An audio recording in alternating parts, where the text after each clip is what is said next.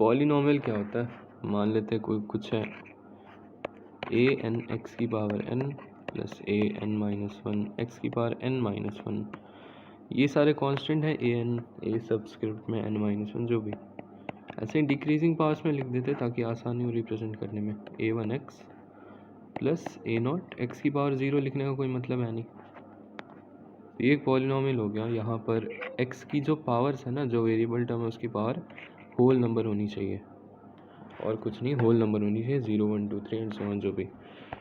अगर ये चीज़ y बराबर करके लिख रहे हैं और मैं पूछ रहा हूँ क्या ये पूरा एक्सप्रेशन पॉलिनॉमियल है? यस ये है, क्योंकि इसमें y और x वेरिएबल है और दोनों की पावर्स होल नंबर है। अगर y स्क्वायर होता तो भी पॉलिनॉमियल होता, लेकिन y की पावर 1/2 होता तो ये एक्सप्रेशन पॉलिनॉमियल नहीं होता, पर RHS पॉलिनॉमियल होता, LHS पॉलिनॉमियल नहीं है, तो ओवरऑल एक्सप्रेशन भी पॉलिनॉमियल नहीं होता। ठीक है, समझ गए? डिवाइड कैसे करते हैं पॉलिनॉमियल्स को, तो अच्छे से आता है। एक्स स्क्वायर में क्या मल्टीप्लाई करें ताकि एक्स क्यूब बने? ऑब्वियसली एक्स, तो एक्स और इस एक्स से इस पूरे डिवाइज़र को मल्टीप्लाई कर दिया तो हमारे पास ये चीज़ आ गई। अब ऊपर वाले में से नीचे वाले को सब्ट्रैक्ट करते हैं, तो ये तो कट गया, ये आ गया -5x² है ना। 5x माइनस एक्स कितना होता है? 4x, एंड ये -4 माइनस ज़ीरो कितना होता है? -4। अब -5 से मल्टीप्लाई करेंगे इससे ताकि -5x² कट जाए, हमारे पास है 14x + 1 रिमाइंडर। ध्यान देना, जब डिवाइज़र के बराबर आ रही थी जैसे कि माइनस करने के बाद हमारे पास बचा -5x² + 4x - 4, तो इसकी डिग्री डिवाइज़र की डिग्री के बराबर है। डिग्री 2x² का टर्म है ना, तो डिग्री 2, तो हम ईज़िली यहाँ पे कांस्टेंट से मल्टीप्लाई करके ये x² का टर्म बना सकते हैं और उसे वो कट जाएगा। उसके बाद हमारे पास x वाला टर्म बचा, तो यहाँ पे मुझे 14/x से इसे मल्टीप्लाई करना पड़ता, तब हमारे पास ये 14x बनता। पर ये तो एक पॉलिनॉमियल रहा, पॉलिनॉमियल होना चाहिए ऑब्वियसली।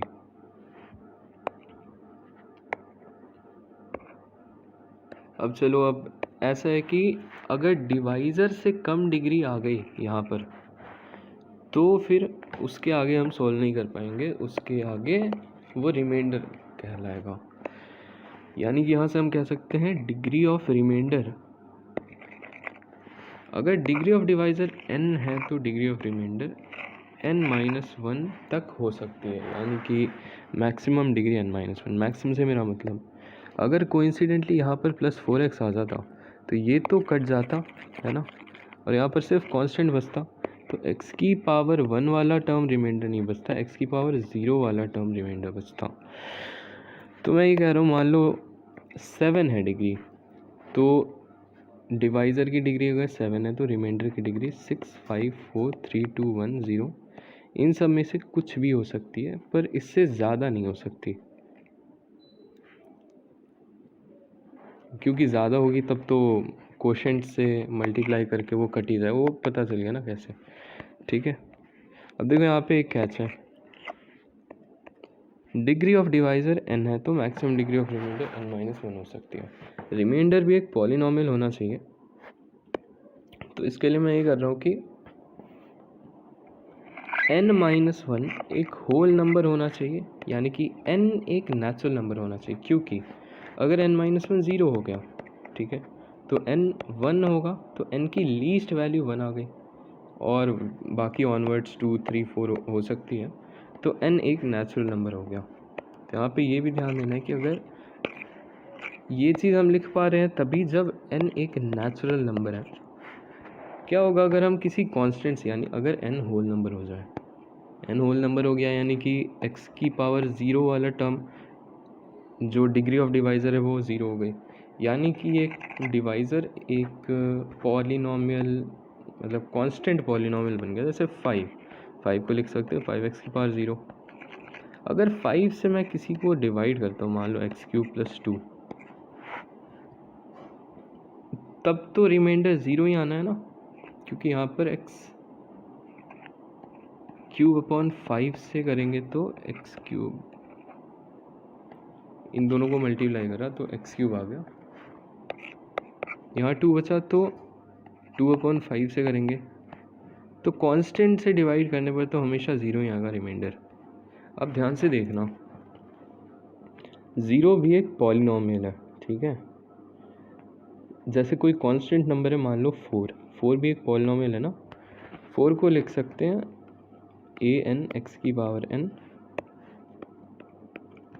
करते करते a1(x⁻1) प्लस 4(x⁻0) लिख सकते ना। अब इसमें ऐसा है कि ठीक है, ये सारे टर्म्स 0 हो जाएंगे क्योंकि सारे कांस्टेंट 0 होंगे, an0 an-1 0 a1 0। मैं कह रहा हूँ कि ये इस तरह से लिख सकते हैं। तो हमें पता चल गया कि इस पॉलिनोमियल की डिग्री 0 है। अगर कोई पॉलिनोमियल 4 है तो उसकी डिग्री 0 है, कोई भी कांस्टेंट की डिग्री 0, क्योंकि बाकी सारे तो टर्म्स ही ख़त्म हो गए ना। तो बचा ये टर्म, तो जो टर्म बचा उसकी डिग्री जो मैक्सिमम पावर है वो लिखते हैं। मैं ये कह रहा हूँ कि 0 कैसे लिखोगे, उसे लिख सकते हैं 0 × x⁻n प्लस 0 × x⁻n-1। ऐसे ही करते करते 0 × x प्लस 0। मुझे बताओ, अगर मैं 0 को रिप्रेजेंट करना चाहता हूँ एक पॉलिनोमियल की तरह, इस तरह से रिप्रेजेंट करूँगा, पर इसकी डिग्री हम कहाँ से निकालें? सारे टर्म्स 0 हो रहे हैं, तो मुझे ये नहीं पता कि ये वाला 0 कौन से टर्म को कॉरेस्पॉन्ड कर रहा है, क्योंकि सारे टर्म्स ही 0 हो रहे हैं ना। अगर मुझे पता होता ये वाला 0 इस टर्म को कॉरेस्पॉन्ड करता, मैं कहता डिग्री n है, लेकिन यहाँ पर कुछ कह नहीं पा रहा क्योंकि मुझे पता ही नहीं है 0 है कौन सा। यहाँ पर तो पता है ना कि ये जो 4 है ये इस टर्म को कॉरेस्पॉन्ड कर रहा है, ठीक है, क्योंकि 4(x⁻0) है ना, तो 4(x⁻0) तो ये आया, तो इसकी डिग्री आ गई 0। पर ये 0 पता नहीं किस टर्म को कॉरेस्पॉन्ड कर रहा है, इसलिए मैंने कहा कि अगर डिवाइज़र की डिग्री 0 है तो डिवाइज़र एक कांस्टेंट हो गया, उस केस में रिमाइंडर हमेशा 0 आएगा। और अगर 0 आ गया रिमाइंडर तो उसकी डिग्री डिफाइंड नहीं है, जिसके कारण उसकी डिग्री पे हम कुछ कमेंट नहीं करेंगे। That's it.